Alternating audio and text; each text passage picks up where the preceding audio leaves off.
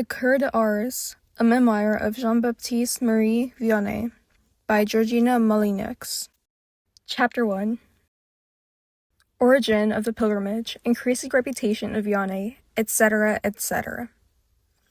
In the meantime, the fame of Vianney, in spite of the opposition which had been raised against his darling institution, continued rapidly to increase, and each day brought crowds of new admirers around him. Not only was the little village of Ars the resort of pilgrims from the most distant provinces of France, but from some of the most remote countries of Europe.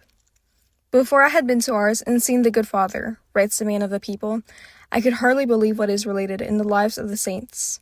Many things appeared to me impossible, but now I believe all, because I have seen with my own eyes, all and more than all, that is there recorded. It was between the years 1825 and 1830 that the pilgrimage to Ars increased to that marvelous extent that it came to be considered one of the wonders of the age. Many miraculous cures, said to have been effected before the relics of Saint Philomene, contributed also not a little to augment the moving population that thronged around the hitherto remote and silent district. Many, too, were induced by their curiosity to undertake a long and fatiguing journey in order to contemplate for themselves the ascetic features of the Cura de Ars, who was everywhere spoken of as a model of penitence and self-mortification. A pilgrimage about this time, there was that in the person of the Cura de Ars, which so absorbed and captivated the attention of all who approached him, that the very necessaries of life were forgotten in his presence. Badly fed, badly lodged, rising before daylight, pressed and elbowed, rebuffed, the people braved cold, hunger, thirst, fatigue, privation of sleep, in fact, everything, only to hear a few words from the lips of this holy man. They would not have done so much for a king. The concourse of people at Ars was often so great that it became impossible to provide all with even the very poorest accommodation. In a chamber of only a few yards square, 8 and even 10 persons have been known to take shelter at a time. One summer's day, in 1832, a company of nuns visited Ars. These poor sisters could nowhere find a refuge. Every house was full of pilgrims, and it was not till about 10 o'clock at night that a poor man from pure charity gave up to them his only room, where they improvised a dormitory with chairs and mattresses as best as they could. At length, the necessity of this case brought its own remedy. The inhabitants of Ars, in order to provide for the more urgent requirements of the strangers, now began to construct larger and more commodious houses. The greater number of the buildings were surrounded the church date from this period. A regular service of public carriages, having their offices at Lyons and Ars, were established in 1835. At the same time, new roads were opened. These improvements, together with the establishment of steamboats and the consequent facility of navigating the Saône, opened to travelers such an easy means of transport as also added greatly to the importance of the pilgrimage. Every year, more than 20,000 persons now enter the obscure village. The Cura de Ars, the center and object of all this movement, was riveted to his post. From the year 1835, he was obliged to deny himself even one day's respite from his arduous and unceasing labors. That year, he was commanded by Bishop Devick to return from the pastoral retreat, and formally forbidden ever again to appear there. You need no retreats, said he, and souls have need of you. We have many letters before us, written by pilgrims in different ranks of life, all expressing the same profound love and admiration for the Cura de Ars, at the same eager desire to obtain a word, to look, or a blessing from him. We quote only a few passages from these communications, fearing to make our narrative tedious to the English reader. A missionary, who was sent to assist M. Vianney in his labors, wrote to an habitué of the pilgrimage of Ars as follows: To tell you that persons come here of all ranks, sufferers of all kinds, sinners of all degrees, is to tell you what you have yourself so often witnessed. As for the Holy Cure, his existence alone is a miracle. which daily becomes more and more evident, and which compels to the most incredulous to exclaim, "Surely the finger of God is here."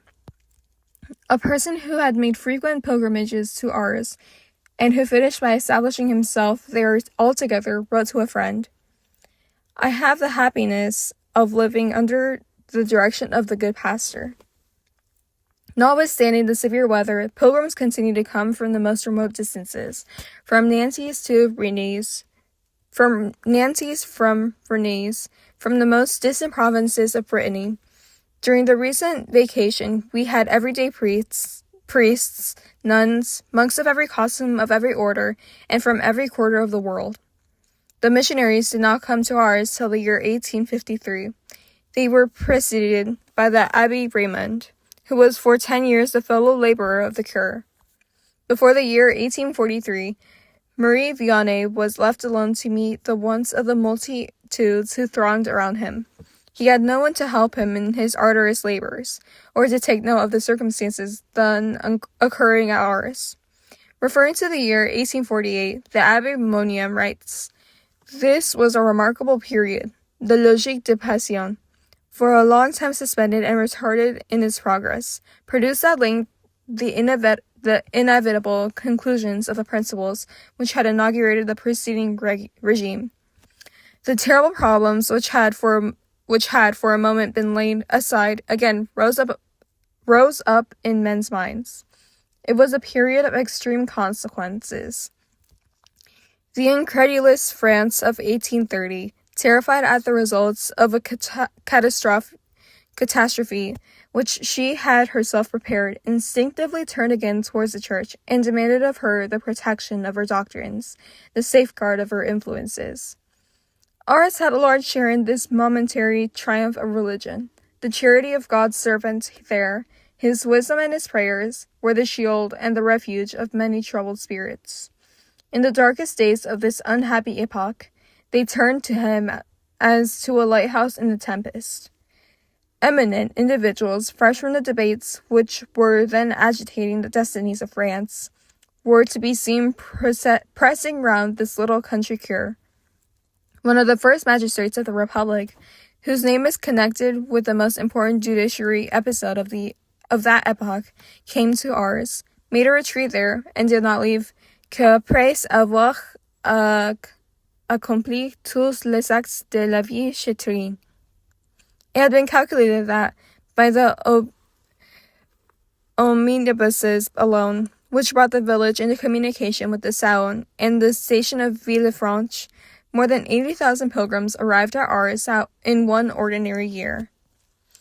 These crowds of strangers from distant provinces and various climes were composed of all ranks and classes. The high and the lowly, the poor and the rich, were banded together in one common brotherhood, some soliciting alms, others bringing their offerings, and all imploring the cure of their bodily and spiritual diseases. The lame, the blind, the deaf, sufferers from epilepsy, lunacy, and from every species of human misery, were here congregated together, many of them having come on foot distances of 100 and of 200 leagues, supported by the most unflagging confidence. Then the Cura de Ars saw passing before his eyes every day, and all day long, an interminable series of human woes, represented by an infinite variety of circumstances, as by an infinite variety of individuals, but all bearing evidence of having sprung from one common source. His heart was often wrung by the sad spectacles which he was continually called upon to witness.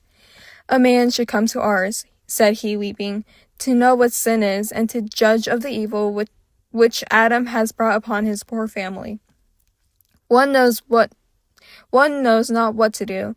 One can only weep and pray." However early an hour in the morning Vianney entered his church, he always found there crowds of pilgrims awaiting him. Many passed that night in the porch, in order the better to secure an interview.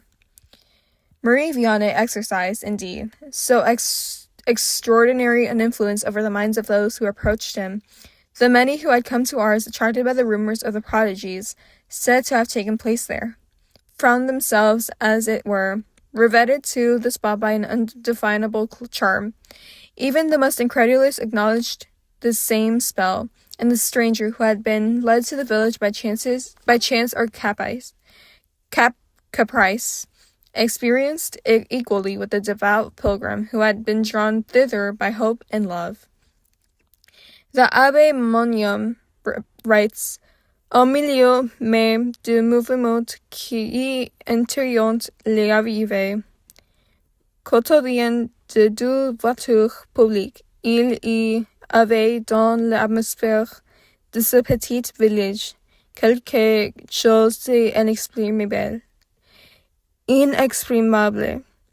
Rien n'est ressemblant à ce qu'on voit ailleurs. Les figures et étoiles reposées, les conversations sérieuses, l'animation même qui régnait, n'excluait pas le recueillement.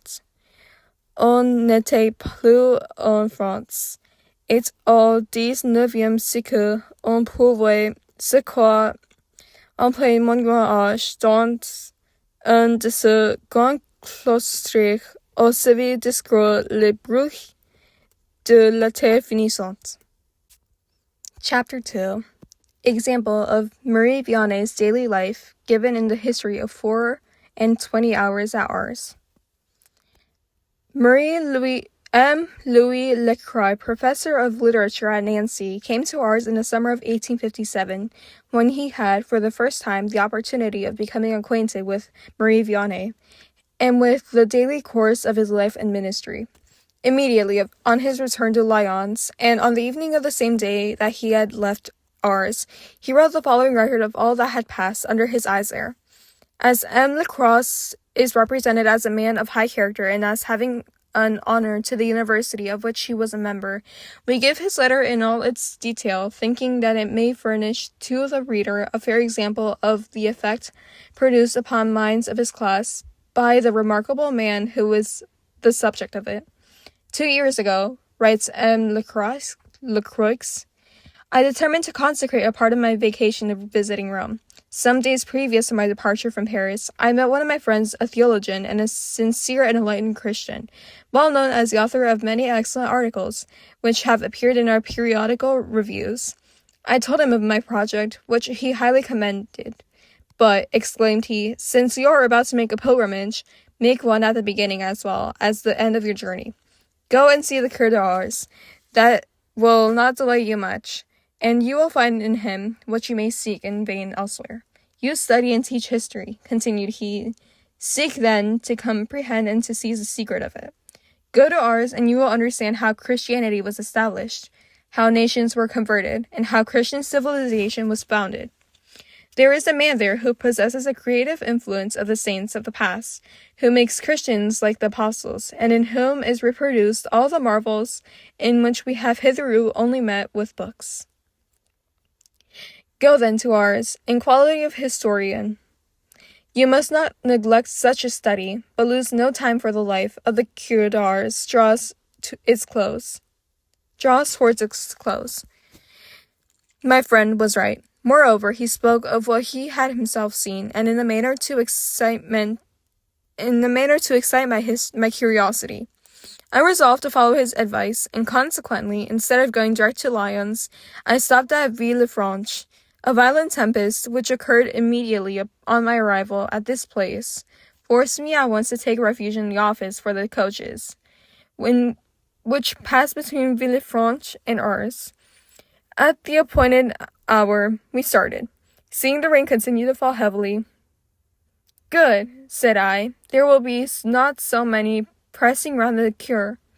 I shall be deprived of the spectacle of the eager multitude, but I shall the sooner be able to approach him and can take my departure without delay. In the midst of these reflections, we arrived at Ars. The omnibus stopped at a good inn where we were well treated and not overcharged. I was told that the cure had forbidden this too general practice, and that he was obeyed. Knowing how difficult it is to moderate the charges of the proprietors of such establishments, and especially in places resorted to by pilgrims and travelers, I was struck with this proof. one of many of this empire exercised by this holy man over the hearts of his people. My first thought on arriving at Ars was to repair to the church where I was informed that I should find the cure. It never occurred to me that there was only any other way of approaching Ars but by the omnibus in which I and a few others had traveled. I therefore imagined that we were the only visitors, and in my simplicity, I believed that the cure was already awaiting us. What then was my surprise when, on entering the church, I found that it was filled with worshippers, the women in the nave, the men pressed closely together in and around the choir, in all the attitude of profound devotion. Never had the antechamber of minister of sovereign presented itself to me with the same majesty, and though I had approached the church absorbed by a curiosity which perhaps had for a moment excluded a due reverence, I felt at that instant all the dignity of this humble minister of the sovereign King of heaven and earth. My eyes, however, searched in vain for the cure. They pointed to the door of the sacristy and informed me that he was there confessing. The men, each in their turn, those with whom he was then engaged, had arrived the day before. As it was then 5 o'clock in the evening, there was evidently no hope of my seeing the Cura de Ars at that night. I being at the furthest extremity and forming the last string of a long chain, which commenced at the door of the sacristy. However, I did not complain. I was fascinated by the spectacle before me, and I see myself fortunate in having this opportunity of observing how the Cura de Ars terminated his day, whilst I proposed to myself to return to the church early in the morning in order to see how he commenced it. In the meantime, the Abbé Vianney still remained invisible, and the door of the sacristy continued to open and shut upon the penitents who succeeded each other at the tribunal of the holy priest. I watched their countenances, thoughtful, anxious, absorbed on entering, whilst on coming out, they appeared calm, joyous, radiant. One of them, a young workman, as he passed by me, suddenly stopped and striking his forehead, exclaimed to himself, "Ah, mon Dieu!" I have still something to say to him, and he went and placed himself at the furthest extremity of the file, in order that in a day or two his turn might again come around. It was now 8 o'clock, the hour of evening prayer. They told me that the villagers never failed to attend, for the holy example of their cure had brought them to the practice of all their religious duties. At this moment, Marie Vianney came out of the sacristy and ascended the pulpit. His appearance at once riveted my attention, and I had no eyes for anything else. His whole exterior bore evidence to his extraordinary virtue and holiness, whilst his attuned face and person attested to the sublime and terrible effects of the severe mortification which he practiced. He was dressed in a surplice, which he always wore, and his fragile and bending form as he walked along appeared grand and majestic. His long and abundant hair fell upon his shoulders and encircled his face, as it were the kind of a white halo. As soon as he was in the pulpit, all the congregation knelt down and said the evening prayer, but in so weak a voice that only a few indistinct sounds reached my ear. This evident exhaustion only rendered more marvelous his indefatigable assiduity, both in the church and at the confessional, where he sometimes remained whole days and nights together. When the prayer was said, he descended the pulpit, crossed the church, went out by a side door, and returned to his house, blessing as he moved along the people who were on their hands, hedged his path on either side. I was now fully convinced of the empire which the Cura de Ars exercises over his fellow men. I had felt it myself. The object of my visit to Ars was attained. I might have left without further delay and carried with me my evidence to this effect, but I still felt unwilling to depart before I had spoken with the cure himself, and had received his blessing. I inquired what steps I should take in order to secure the attainment of my wish, and a man whom I took for my sexton informed me that by coming at 4 o'clock in the morning I could see Marie Vianney and leave Ars the same day. Accordingly, the next morning, September 14th, 1857, eager to follow these instructions, I hastened to the church at 4 o'clock. I expected to be the first there, but But a still greater surprise awaited me than that which I had experienced that night before.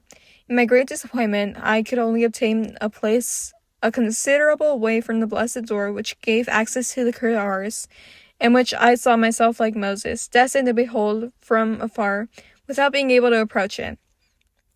"How long have you been here?" asked I of the neighbors whom chance had given me. "Since 2 o'clock this morning." "And when did Marie the cure come?" "At midnight." "Where is he, and how is he now engaged?" "He is at the confessional behind the choir. He is not confessing the women. This is his usual occupation on Friday morning. He does not confess the men until after Mass." "What, then, are all those doing whom I see there?" "They keep their place in order to pass on in their turn." "When did they come?" "They were waiting at the porch when the cure came at midnight, and when the doors were opened, they took their places." All this surpassed what I had seen and heard the day before. I was stupefied. I knew well that men are capable of an immense endurance where their interest of their pleasure is concerned, but what I did not know was that I had never seen was that a man could be really disposed to making the same sacrifice of his time and his rest for purely spiritual benefits. This spectacle, so new to me and which seemed like one of the scenes in the gospel, deeply affected me. I abandoned myself, as on the day before, to the happiness of praying and meditating in the spiritual atmosphere which this great servant of God shed around him. Nevertheless, I was not very well pleased with the sexton, who should have warned me that it was necessary to pass the night at the door of the church.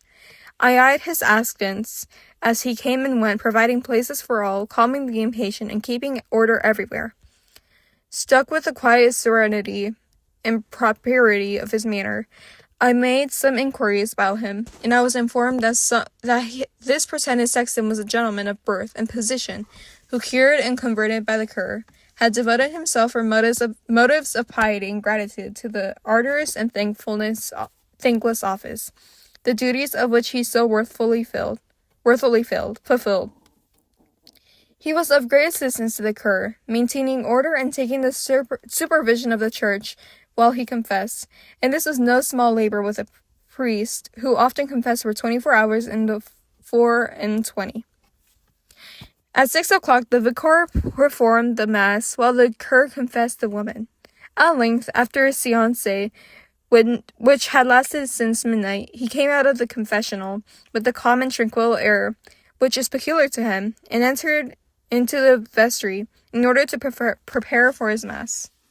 In the meantime, I, unceasingly occupied with the desire to speak with him for an instant, to ask his blessing, and to take my departure the same day, managed with considerable difficulty to glide into the vestry at the moment that the door was opened for the vicar.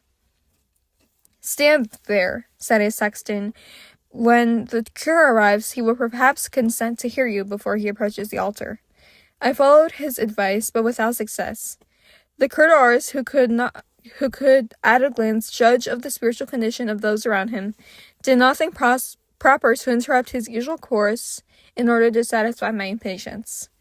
All that I gained by this attempt was to have a near view of him, to feel the sweet and yet piercing glance of his eyes fixed for a moment upon me, and to present, while he invested himself with the sacerdotal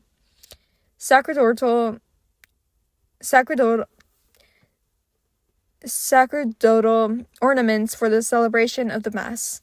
I was struck anew while he changed his dress, with the extreme attenuation of that poor mortified frame, which rather resembled a shadow than a human body. This, however, did not prevent a singular vivacity in every moment, and that the most decisive energy in every gesture. I followed him to the altar of St. Philemon. It is at this altar that he attained the accomplishment of numerous miracles. When the Mass was over, I thought that the Cura de Ars would then be approachable. It was the moment that he had assigned to me, but I had been distanced from him by the crowds which were leaving the church, and I was again obliged to content myself with the part of observer, and with watching the continuation of proceedings of the morning. The cure now again came forth from the vestry, attired only in the simple supplies, and reappeared upon the steps of the choir. Multitudes of pilgrims pressed towards him, bringing medals and chaplets to be blessed. Many presented to him young children and infants, in order that he might lay his hands upon them. While all were satisfied, he entered a little chapel at the right-hand side of the church, where he received one after another several ladies who had come to console him. At the end of about an hour, he again appeared in the choir, and the confession of the men immediately commenced. I was still unable to approach him. Each time that I attempted it, I was again separated from him by the crowd, and I was on the point of yielding to a feeling of impatience, but a moment's reflection was sufficient to overcome this movement. When I asked myself if this holy man can devote his whole time to administering to the wants of others, am not I able to spare a little of mine in order to secure an interview with him? It was now nearly 9 o'clock in the morning. The door of the sacristy, again inaccessible to me, recommenced opening and shutting as on the preceding day. Everyone again took their place, and one after another, in regular succession, was permitted to pass in. There were some exceptions to this rule. Many cunning and obstinate ladies succeeded in gliding to the door of the vestry, and even in passing through in spite of every obstacle. This justly excited much irritation.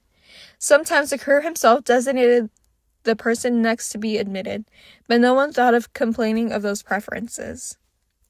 From time to time, were seen, gathered round the altar, those who had been reconciled to God by confession, and to whom the vicar administered the Holy Communion. This sublime drama had lasted 10 hours, during which time Marie Vianney had never allowed himself one instant's repose, and yet he continued indefatigable, whilst I, who had come for 4 hours later and had been a mere spectator, was utterly exhausted with fatigue and began to think of a new retreat. Before yielding the point, however, I was determined to make one more assault upon the door of the inaccessible vestry, and with the help of the amiable auxiliary of the saint, I contrived so to place myself that when he opened it, he saw me straight before him. He appeared to recognize me, and allowed me to pass. We both remained standing, and not willing to occupy many moments of this precious time of such a man, I briefly proposed 1 or 2 questions, which I had prepared beforehand. To these questions he replied at once, decidedly, and without a moment's hesitation, but at the same time without any haste. I hardly know whether I was most struck by the exceeding wisdom as well as piety, evinced by his replies, or by the calmness and presence of mind which they manifest under such circumstances.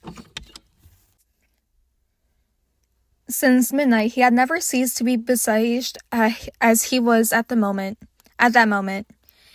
There was then a man kneeling before the confessional, awaiting his turn.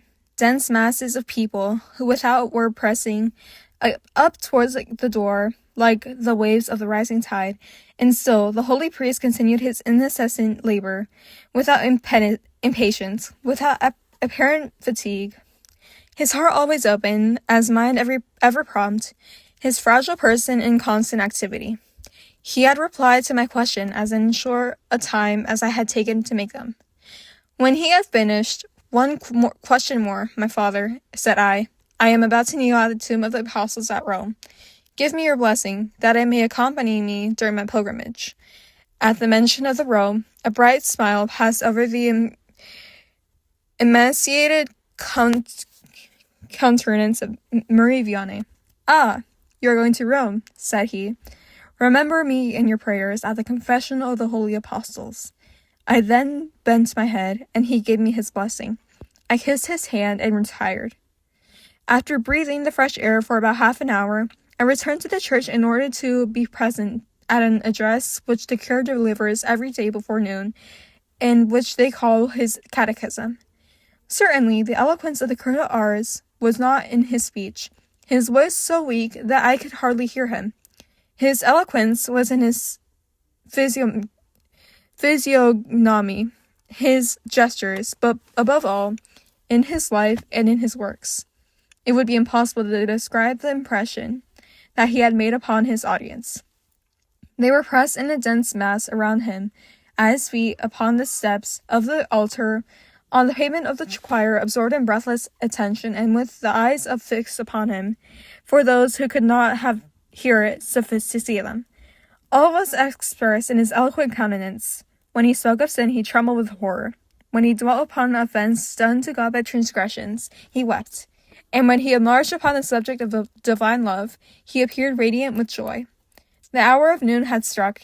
When the Cura de Ars finished his discourse and returned to his presbytery, there to seek, by prayer and mortification, strength to commence again in 2 or 3 hours his life of sacrifice and immolation. Thank you so much for joining me on this new book of the life of the Cura de Ars. I hope all of you have a great day, and may God bless you all. Gracias por vernos. Suscríbete al canal de Misión Ruah YouTube ahora para que podamos seguir difundiendo la misericordia de Jesús en el mundo entero. Y no te olvides de compartir, darle un me gusta, comentar y suscribirte al canal para ser un misionero Ruah más.